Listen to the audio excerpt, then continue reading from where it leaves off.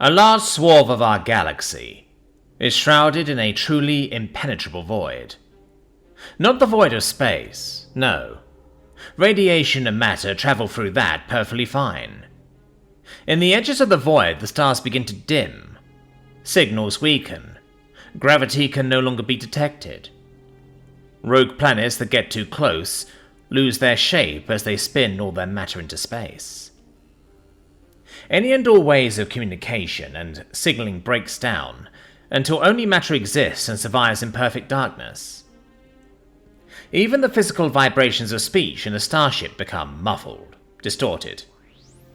Inside ships, the lights still function, though barely.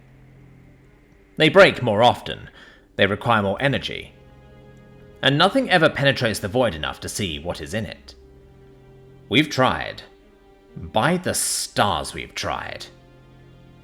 We've sent beacons that used every type of radiation to try and communicate back. Their signals faded long before they should have. We've sent ships in FTL. They slowed down to the speed of light when they entered, were unable to re-engage the FTL to turn back, and were lost forever, as normal thrust could never counteract the speed of light. We've used FTL communications. Like travel, the signal malfunctioned at the very edge of the void.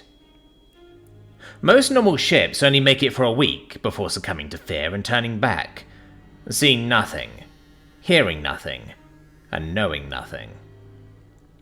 The furthest information we have are from probes designed to shoot pictures back to us with its cannons. They only show perfect black for at least 16.161616 light years. That's the furthest the oldest drone has gone since launching. I went on an expedition into the void. Even before the void's effects began, I felt fear. It was the exact same feeling I had when night fell on my home while I was still outside. Looking backwards, I could see all the stars in the sky, shining brightly as they were supposed to. Looking forward, there was nothing. Not a single speck of matter that refracted the lights of the many research stations. The edge of the void was irregular and in constant shift, bubbling and sloshing. It slowly expanded and retracted, sometimes seemingly striking at suns that had gotten too close. The effect started only a couple million kilometers before the void became impenetrable. Our ship was the fastest ever intentionally sent towards the void, practically guaranteeing that we'd be inside the void for at least 4 months before our ship's thrust could get us back. They made us sign agreements before letting us experience the fear. All of us were foolhardy, and only now we were even beginning to regret our choice. What most ships experienced in hours, we experienced in seconds. The view from the windows, the information on the scanners, and our own weight on the ship's floor disappeared from detection in the time between blinks. I suppose this was better. We couldn't get afraid of what was coming before we were already completely submerged. The lights required as much power as the artificial gravity had before to illuminate the halls of the ship like before. I guess we saved energy in the void. Normal duties on the ship were mostly relaxed and shifts were shorter. Our reactor worked nominally as the void's vibration muffling effect took hold. Maintenance was still taken care of, but it was massively reduced.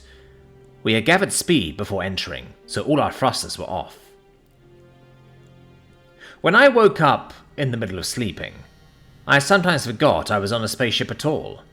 It all felt as if there was nothing separating me from the void around us. The first few days went by without anyone complaining. We had extensive entertainment aboard to keep the entire crew happy. Everything we heard on the ship was through electrical sound amplifiers in our heads. Everyone was instructed to never mention the void or its effects. Effectively, our entire plan was to purposefully blind and deafen ourselves from any of the void's attempts on our sanity. It worked for the most part, but the void didn't have to act fast. It only had to wait for a single individual to break under the stress. To our misfortune, our captain was the one to break first, though she lasted 2 months. She had been assigned to the ship not chosen to be on the ship. She never wanted to get this far. She had been softly forced by her family and the promise of glory. If only she had at least turned the ship back around before throwing herself through an airlock. We were left floating in an inert ship that would not take our commands. The captain had locked it all before leaving us. We saw as our captain's visage dimmed, as her body got further and further from the ship on scanners. It couldn't have been more than 100 meters before nothing could detect her. Everyone got on as best as they could, clinging on to hope that the engineers could open up the consoles and let us go home. Their work was slow, however. They could not trip any of the tampering alarms, or they'd risk jettisoning the very thrusters that could lead us to light.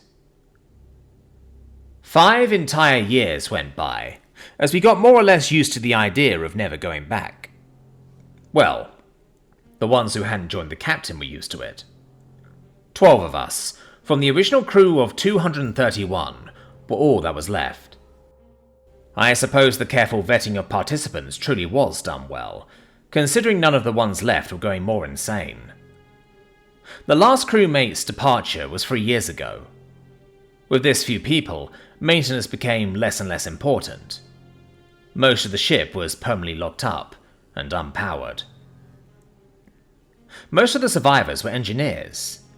They used recreational drugs, talked about ship systems, the video games they played, and who had banged who. The 3 data analysts, myself included, often joined in on the drugs and video games, but the ship system conversations terrified us. We still had 99% of our energy storage remaining, which was good.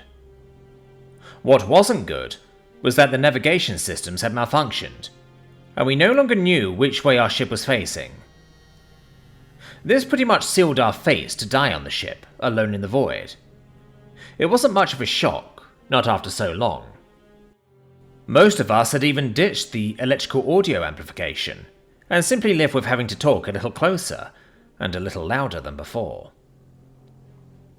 It was the retirement many of us had hoped for, in a pretty fucked up way. There was romance, there was drama, there was comedy, and there was an unbreakable camaraderie between all of us still alive and kicking. The room for remembering the dead wasn't visited much. The engineers had hit a wall in their attempts of overriding thrusters, and resigned themselves to keeping us comfortable. I used a lot of my free time staring out of the window on the bridge, hoping that my eyes could spot something the scanners hadn't. It was delusion on my part, of course, but none of us had made it this far by being sane. We just stopped getting worse over time. A few of us had actually recovered from the worst effects. Not me, though. I kept staring at the black. After a while, I turned the bridge lights off and just stared for hours while listening to music. 7 years had gone by, and we had travelled at a constant quarter C for it all. Under 2 light years travelled, nowhere even close to what was the furthest we knew the void extended to. I slept on the bridge now, going to sleep or staring outwards. I still socialised and enjoyed the company of my friends, but not as much.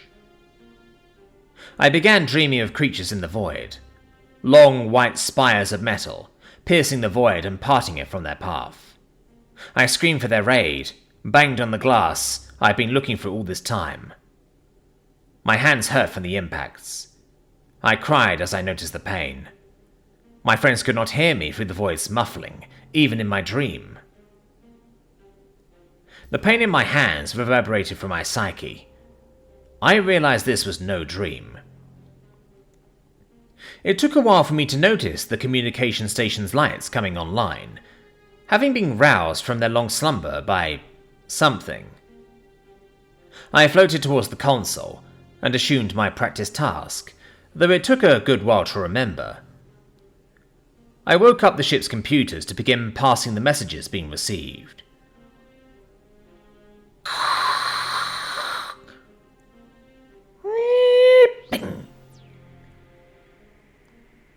Why have you come so far into this place? A translated speech echoed in the empty bridge. The cadence shifted melodically for a small range. It was the first new voice I'd heard in years. It was pleasant. I tried to speak up, but just a croak came out of my mouth. I realized it had been a few days since I had last spoken. I tried again. We lost our captain. She went mad, locked the ship, went out. I kept staring at the white spire, the only thing I had ever seen outside these windows. It had no flaws I could detect. Why did you come at all? The same voice asked. Its voice became softer, and the cadence varied more. Research. We don't know what this area of space is. We want to know. Curiosity. The oldest enemy of any cat. We understand. In a way, it's why this area exists at all. You are not the first we've found here, but we wish that you might be the last. We will help you. Drop your ship outside the boundary, but you must deliver an explanation and a message in return. I was offered what we'd been hoping for, on a platter of platinum no less. I became worried about the message. I did not respond in time, and the voice began talking. This zone is the lingering aftermath of a weapon, if you can even call it that. It was meant to take energy from the nothing and store it until the targeted reality string snapped. We expected a small, localized twist in the fabric of reality, one that would shut itself into a black hole. We found out that space was much more tightly wound than expected. One string snapping turned into 10. It began to cascade. False vacuum decay was the theory's name at that time. It wasn't correct about most things, but it got the rapid expansion right. Most things caught in the area were fine. However, not reduced to energy like we feared. But the vibration of strings was greatly disturbed. They could no longer transmit the song of existence for infinite distances. The grey strings were no more than shreds, individually capable but unable to cooperate. We now know that our reality is just one possible form of energy to coalesce into distinct forms. We know that there exists a trillion systems for matter to exist. We have broken a barrier of sorts, allowing the nearest dimension entry into ours. It took us over 10,000 years to reinforce the boundary you know of, and we barely managed it even then. This area has a start and an end, but you never reach the end. The deeper one travels, the less the strings coalesce naturally. We are currently still in the very outer edges of it all, similar to a planetary crust. The mantle and core are places you must avoid. There be dragons, so to speak. Whatever we caused, it allowed for creatures of the dark to enter. We don't fight them. We only drive them in circles around the darkest pits of this place.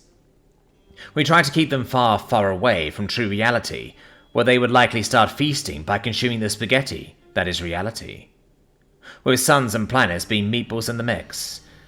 They are clever. They follow the tracks their prey comes and goes with. You've left them nothing but straight lines to follow your tracks with. Avoid the void.